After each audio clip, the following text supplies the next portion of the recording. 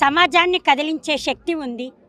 భావంతో, మాటతో, లయతో, శృతితో కవి కదిలిస్తాడు, గాయకుడై పల్లవిస్తాడు అంటూ అందశ్రీ అన్న పాటకు పల్లం కట్టాడు.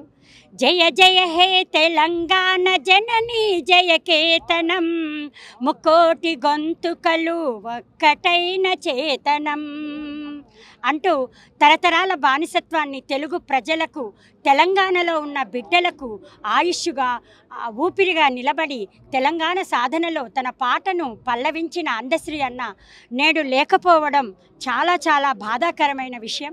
అయితే అన్నయ్య పాటకు కావ్య గౌరవం దక్కాలని కోరినట్టుగా తెలంగాణలో బతుకమ్మ ఆట పాట చాలా గొప్పగా ప్రభవించింది. అక్క, బతుకమ్మ పరిశోధకురాలుగా నువ్వు బతుకమ్మ పాటకు కావ్య గౌరవాన్ని ఇచ్చినావంటూ అన్నయ్య నన్ను ఎంతో ఆత్మీయంగా పలకరించేవాడు.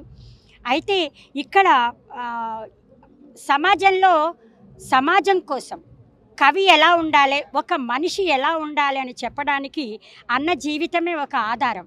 పుట్టుకలో పెరుగుటలో జీవన గమనంలోన అందశ్రీ అన్న పుట్టుక నుంచి మనం గుర్తు చేసుకుంటే, పుట్టుకలో పెరుగుటలో జీవన గమనంలోన ఆటుపోటులెన్ని ఉన్న సంద్రమై నిలిచావు, ఆటుపోటులెన్నున్న సంద్రమై నిలిచావు.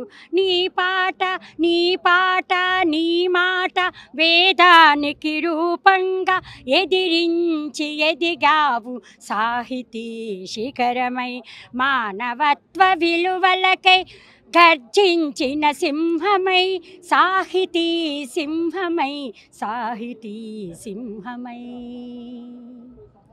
నిజంగా కవి తన మనుగడ కోసం తన పుస్తకం ఎప్పుడు ప్రింట్ అవుతుందా అని ఎదురు చూసే కవులు చాలామంది ఉన్నారు. ఎందుకంటే కవిత్వము అమ్ముకోవడానికి ఇష్టపడని బమ్మర పోతనకు ఒక నేడు పుట్టిన అందశ్రీ అన్న ఒక ప్రతిబింబం అనుకోవాలి. అలాంటి కవులు, అలాంటి కవితాక్షరాలు సమాజానికి పనికిరావు. సమాజాన్ని చైతన్యపరిచేవి, మట్టిని ప్రకృతిని ప్రేమించేవి, మానవత్వాన్ని పలికరించేవి బతకాలని అన్న కోరుకున్నాడు. అయితే మీ అందరి పక్షాన ఈరోజు నేను కోరుకుంటుంది ఒక సాహితీ శిఖరం. ఆయన అరణ్యవాసం వెళ్ళలేదు రామునిలాగా, పాండవులలాగా, కానీ అడవివాసం చేశాడు. జై జై హే తెలంగాణ గీతం ఒక ఊపు ఊపి తెలంగాణ రాష్ట్రం సాధించిన దరిమల, ఆ తర్వాత జరిగిన పరిణామాలు అందరికీ తెలుసు. అయితే ఎక్కడున్నావు బావా అని మా వారు పలకరించిన, నేను అడవిలో ఉన్న బావ, అడికొస్తావా, నన్ను తీసుకెళ్తావా అంటుండే. మాకు మా ఇంటికి ఎట్లా అంటే ఒకవైపు అక్క బావ, బావతో సంబంధం, మరొక వైపు సాహితీ బంధం. ఆయన అడవిలో తిరుగుతూ ఆ విశ్వవిద్యాలయంలో ఉన్న పిల్లల బాధలను చూసిండు, సమాజంలో వాళ్ళకేం కావాలో చూసిండు. అక్షరం నేను నేర్వకుంటేంది, అమ్మవారే నా తలపై నుండి పలకరిస్తుంది అని ఆయన ఉపన్యాసాల్లో చెప్పాడు. ప్రభుత్వం ఎన్నో చేస్తుంది, ఇప్పుడు ఇది కూడా కోరుకుంటున్నాం. అన్న పేరు మీద ఉస్మానియా యూనివర్సిటీని పేరు అలా పెడితే తప్పకుండా చిరకాలం వారు ఉండిపోతారు. విశ్వవిద్యాలయానికి అక్కడ చదువుతున్న విద్యార్థులకు కూడా ఒక గౌరవం దక్కుతుంది, అది కోరుకుంటున్నాను. ఇక అన్నయ్య వాక్కులమ్మ ప్రచురణలు అంటూ మొదలెట్టారు. అంటే సాహితీ పోషకులు ఉంటేనే సాహిత్యం బతుకుతుందని తనకు తెలుసు. నదీ ప్రయాణం చేసేటప్పుడు ఆయన అభిమానులే ఆయన నదీ ప్రయాణం చేయించారు ప్రపంచమంతా. అందుకే తన మాటల్లో ఇంకొక రకమైన కోణాన్ని మా ఇంట్లో మా సార్తో మాట్లాడినప్పుడు నేను చూసేది. ప్రశాంతమైన జీవితం తన కుటుంబంలో కూడా ఉండాలని కోరుకొని, ఆ సందర్భంలో ఈరోజు నిజంగానే మాయమైపోతున్నాడమ్మా మనిషి అన్న పాట నేను విన్నప్పుడు, నేను ఒక రచయిత్రినిగా పాట పాడుతాను, రాస్తాను కాబట్టి ఒకసారి నేను ఇలా పాడాను, నేను రాసుకున్నాను. ఓ మనిషి ఓ మనిషి నీ మనుగడ ఎరుగవో మనిషి, మాయమైతున్న నీ రూపం వెతికితే గలవవో మనిషి.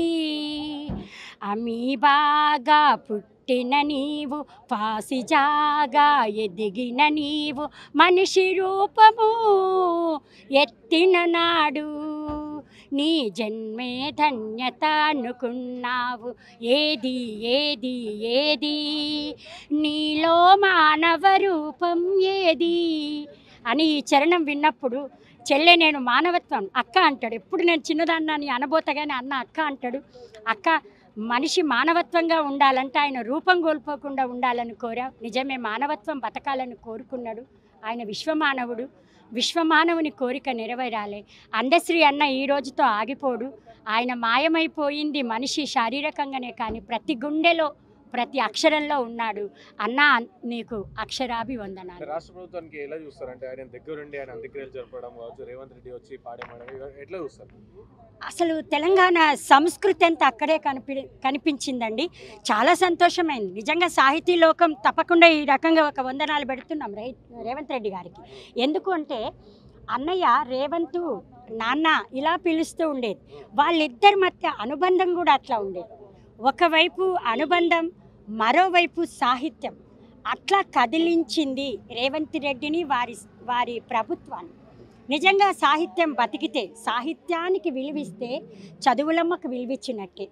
మనం సమాజానికి ఉపయోగపడే సాహిత్యాన్ని గౌరవించారు రేవంత్ రెడ్డి గారు. ఒక తండ్రిలాగా నిలబడ్డాడు, కొడుకులాగా నిలబడ్డాడు. తెలంగాణ సంస్కృతి అంటే అందశ్రీ అన్నకు చాలా ఇష్టం. ఈరోజు మేమైతే చూసాం, చాలా దగ్గరగా వారు బతికించారు. నిజంగా ఈ అనుభూతి మర్చిపోదండి. అన్నయ్య ఇంత తొందరగా పోతాడు అనుకోలే, కానీ ఆయన మీద ఎంత ప్రేమ ఉందో ఇప్పుడు అయితే తెలిసింది. ఇది చాలా చాలా చాలా అరుదైన అవకాశం. నిన్న వాళ్ళ శ్రీమతి గారు కూడా వచ్చి పలకరించిపోయింది. ఒక కవిని కనిపిస్తే ఏం కోరుతారో అని పారిపోయే కాలం, కానీ కవికి ఎదురొచ్చి పాడమోసిన ముఖ్యమంత్రి గారు. అంటే అక్కడ నేను ముఖ్యమంత్రి కన్నా ఒక మనిషిని చూస్తున్నాను. అన్న కోరుకున్న మానవత్వం ఉన్న మనిషిని, సంస్కృతిని కాపాడే మనిషి, వ్యక్తిత్వాన్ని గమనించాను. వారికి వందనాలండి.